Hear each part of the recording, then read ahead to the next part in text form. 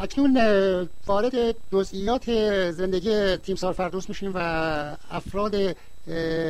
کلیدی رو که در زندگی این تأثیر داشتن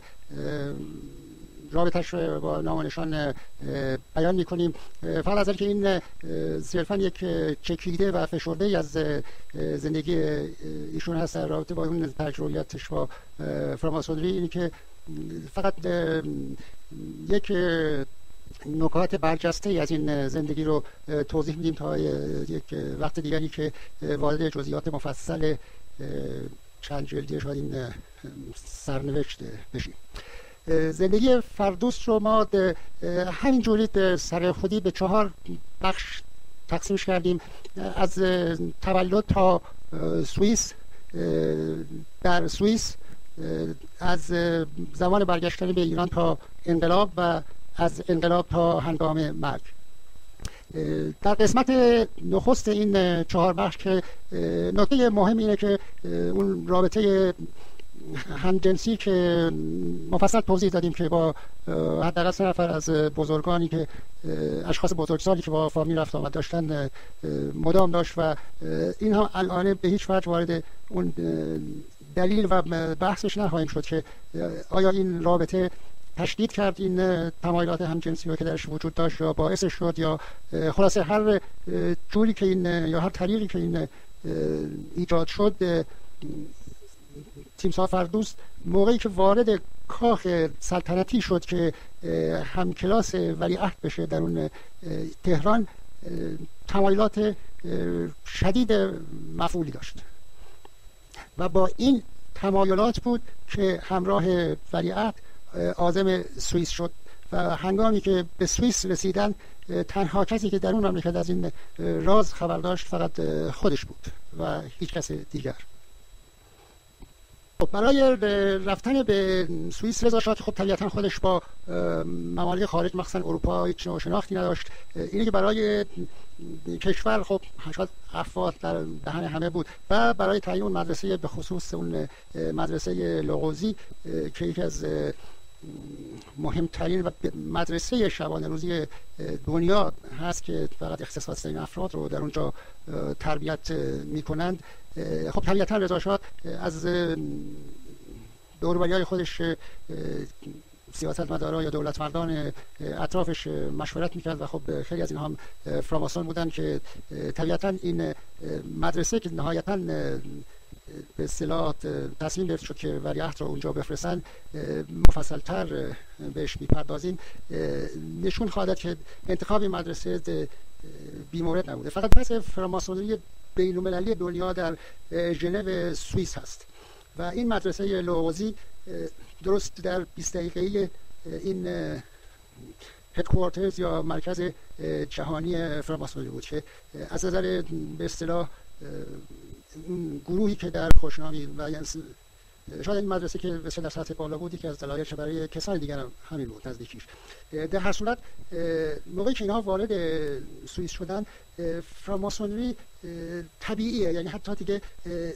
نیازی به بیان نیست که به دنبال این بود که هر نحوی شده بتونه ولیعهد ایران که یکی از مهمترین کشورهای دنیا هست به زیر سلطه و نفوذ خودش در بیاره. حالا در مورد ولیعهد ایران نکته‌ای که وجود داشت، خب این اول که اون 2 مطلبی که در مورد دیگرون وجود داره و وارد فراماسونری میشن که ما در بیشتر هم در رابطه با تیمسار فردوس توضیح دادیم، اون رسیدن به شغل و مقام و اینها کشش اکثریت عظیمه و اون قسمت دوم اون کنجکاوی برای رسیدن به اسرار غیب و دانش‌های باطنی و اینجور تمایلات مطلقاً در ولیعهد وجود نداشت و مخصوصاً به اون حالتی که اون خواست پدرش رو که بسیار بهش احترام می‌گذاشت و حساب می‌کرد و حساب می‌برد در نظر داشت که این دو اصلا موردی نداشت و اینو در مورد. پس بنابراین تنها راهی که برای فراماسونری میموند که ولیعهد ایران رو به زیر نفوذ خودش داشت در بیاره، واضحه که بایستی به قول امروزی یک آتو یا یک مدرکی گزکی چیزی ازش به دست می آوردن که این بایستی بسیار مهمی بود که بتونه قدر مهم باشه که ولیعهد رو به اصطلاح بتونن اینجوری ازش باج بگیرن یا به قول فرنگا بلک میلش بکنن. این که برای فراماسونی بسیار حیاتی بود که این اعمال نفوذ و به زیر نفوذ گرفتن ولیعهد هم درست انجام بشه و شاید میشه گفت انزجار رضا شاه از تشکیلات فراماسونی بود که از اون روزی که حکومت رو به دست گرفت، یعنی قدرت رو به دست گرفت که دیگه اون درگیری‌های کشمکش‌های با بقیه رو نداشت، موقعی رسما شروع کرد به ساختن ایران، تمام این فراماسون‌های برجسته رو احضار کرد و خیلی رک بهشون گفت که همه شما هر چقدر فضا میخواید بهتون میدم، امکانات میدم و همتون فریخته هستین، ایران بدون شما کاری نمیتونه بکنه، ما نمیتونیم کاری بکنیم، فقط تنها چیزی که از شما میخوام به این مضمون و به این لغات و به این مضمون گفت که باید این بساط فراماسونی جمعش کنید و این قول من از شما میخوام. و اکثریت عظیم افراد از مرحوم فروغی و بسیاری از کسان دیگه این قول رو به رضا شاه دادن و رضا شاه هم با کمال میل اینها رو تا اونجایی که توان داشتن و می‌تونستن و می‌خواستن وارد سازندگی ایران کرد. البته این رو ما اصلا بحث بعدیمون مفصل راجع به این هست که همینجا رد می‌کنیم که بنابراین برای فراماسونی بسیار مهم بود که ولیعهد ایران رو به هر جوری شده به زیر نفوذ خودش در بیاره. خب وارد سوئیس و این مدرسه که میشن، از اینجا این اتفاقی میفته که واقعا شاید بشه یک سریال مهیج و جالب پلیسی، جنایی، سیاسی، جاسوسی ازش درست کرده و طولانی به صورت سریال که ما واقعا بسیاری برای چندین شوش مواد خام داریم. موقعی که اینها دو نفر وارد این مدرسه لوغوزی شدند، یک شخصی در اونجا به اصطلاح پسر باغبانی به اسم آقای ارنست پرون در این مدرسه بود که بلافاصله هم با ولیعهد و طبیعتا با ولیعهد و خب اون آقای فردوس هم که ندیمش بود، با اینا جور شد، اخت شد و شد دوست جونجونی. این پسر خصیصه بسیار عجیبی داشت که اصلا مشخص بود که این برای چی اومده اونجا. در اون 70-80 سال پیش که در هیچ جای دنیا هیچ همجنسگرایی از پستو بیرون نیامده بود و اون هم در یک کشوری مثل سوئیس که سوئیس علاوه که یکی از پیشرفته‌ترین کشورهای دنیاست، بازترین کشورهای دنیاست، حکومتش مردمی‌ترین حکومت‌های دنیاست، ولی جامعه‌اش بسیار کانسرواتیوه. اونهایی که در سوئیس بودن حتی مدتی زندگی کردن این رو کاملا میدونن. نکته دوم، در سوئیس گرانی همه چیز هست. اونهایی که باز سوئیس بودن میدونن یک قهوه بخواین در یک کافه بخورین یا یک سودای آب معدنی چیزی، اصلا کیف پولی و شلوار و همین چیز واسه اونجا اومد بیرون، از بس که گرون این مملکت. و یکی از دلایل مهمش هم شاید این باشه که اون ثروت عظیمی رو که از بانک‌هاش به دست میاره و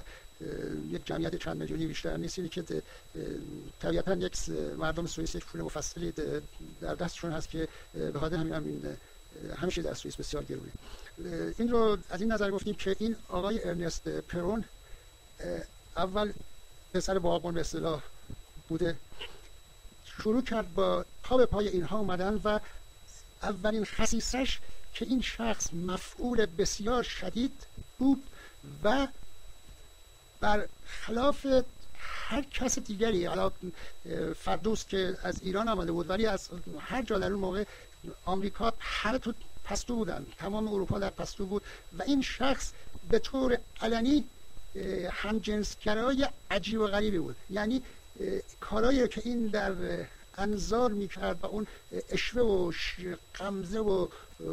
قلی که به کمر میداد و راه رفتنی شد، بوسه فرستادنی شد، دست به این طرف اون طرف ولیعهد و کسان دیگه زدنی شد، همه چیز اینقدر این واضح میخواست به همه بگه و مثلا به ولیعهد که خودشه، یعنی این مفعول آمده برای خدمته. و اخلاقش هم به حدری این خوشمشرب بزن بگو، همیشه هیچ وقت از هر چیزی که ولیعهد کوچکترین دلخوری پیدا نکنه همش بخنده، راحت باشه. یعنی اصلا یک حالتی بود که این اصلا اومده بود اونجا از وسط ابرها با چتر نجات فرستاده بودنش که همون لحظه که ولیعهد میاد این سر راش سبز بشه و طوری رفتار کنه با ولیعهد که اصلا اینو به اصطلاح خلصلاش بکنه، یعنی که هیچ آتویی بهش نده که به اصطلاح بخواد با این معاشرت نکنه. داشت رئیس مدرسه و معلمای مدرسه شکی نیست که اینا چند نفرشون فراماسون بودن که اصلا چرخیدن اون مدرسه و رفتن اون مدرسه که سعی میرن که یا خود بچهای فراماسون های سرشناس هستن یا کسانی که فردا میخوان رهبران مملکتشون بشن. دیپلماسی ایران از هیئت دیپلماتیک از سفارت ایران هم کسانی که تماس داشتن با ولیعهد و به اصطلاح از نظر پول و سر زدن و چیزهای مختلف، اونها به یک جوری این معاشرت با این آقای ارنستون رو تشویق میکردن. یعنی یک حالتی نبود که اونها بگن این پسر منحرف، این زشت ولیعهد که با همچین آدم علنا مفعولی بخواد بگرده فردا مردم چی میگن. یعنی همچین رفتاری هم نبود، بلکه برعکسش که هیچ وقت نمیذاشتن این رابطه گسسته بشه. که مسئله این طبیعتا مسئله روابط جنسی که بسیار درش متبحره و تجربیات صده ها و صده ها شاید هزارها داره خودش و سازمان های پیش از اون که به فراماسونی تحول پیدا کردن، که این مسئله رابطه جنسی اولین و مهمترین شیوه در اختیار گرفتن و به زیر نفوذ گرفتن اشخاصه. حالا در این مورد این شخص ارنست همونجور اصلا این زندگی این بشر که از موقعی که البته فراماسونی آگاه شد توسط عواملش و خودشون اصلا در این زمینه به اصطلاح پیش قدم بودن در این فرستادن ولیعهد به این مدرسه و که میرسن در ریاست شروع کردن به این تهیه یک همچون کاراکتری که از همه نظر اون مقصدشون رو بتونه برآورده کنه. یعنی اگر ولیعهد کوچکترین تمایلی هم جنسگرایی درش وجود می داشت، یک ذره در این تمایلش وجود می داشت، با این حرکاتی که این ارنست می کرد و واضح بود که نه فقط که خودش اون به اصطلاح اکتور بسیار قوی با استعدادی بود، بلکه زیر نظر افسران مجرب کنترل داره میشه و مرتب این رفتارش رو بهبود میبخشن و مرتب با این مواظبش هستن در چیکار میکنن،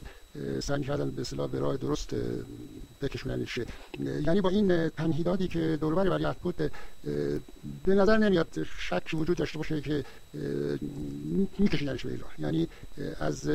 محمد رضا هم یک فرد همجنسباز به اصطلاح تمام و کمالی درست میکردن و دیگه با اون مدارک و شواهد و اینایی که از دور و برش داشتن دیگه تمام بود کارش برای اون که مهمیزی رو برای همیشه یه قلاده رو به گردنش بندازن. خوشبختانه این بزرگترین چیزی که بلایی که از دور سر ولیعهد همین جوری ظرف این چند سال دور میزد و ولی خلاصه این یک بخاطر مسئله غریزی ژنتیک که درش بود هیچ کار تمایل به جنس خودش پیدا نکرد. محمد رضا شاه حرکاش در ایران، حالا الان واردش نمیخوایم بشیم، بعدا در ایران نشون داد که مطلقا نه قدیس، نه کاهن، نه راهب، نه تارک دنیا هست، هیچ از اینها نیست. خیلی تمایلات جنسی قوی هم داره، متحد زنها داره.